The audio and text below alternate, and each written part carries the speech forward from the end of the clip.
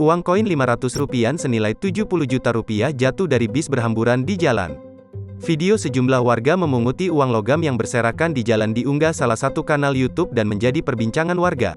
Kejadiannya di Jalan Raya Ciamis Banjar, tepatnya di sekitar Masjid Agung Cisaga, Kecamatan Cisaga, Kabupaten Ciamis, Jawa Barat, pada Kamis tanggal 25 November tahun 2021, sekitar pukul 19 waktu Indonesia Barat.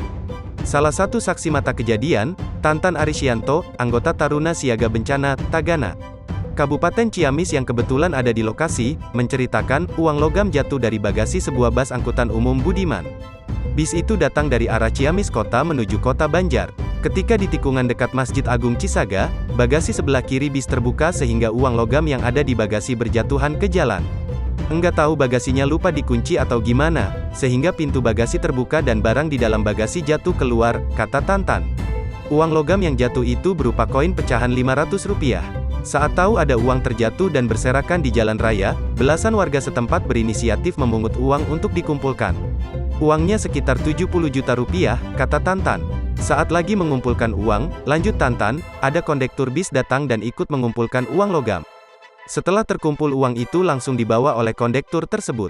Katanya uang logam itu ada yang nitip, memaketkan. Nilainya kurang lebih Rp70 juta, kata Tantan.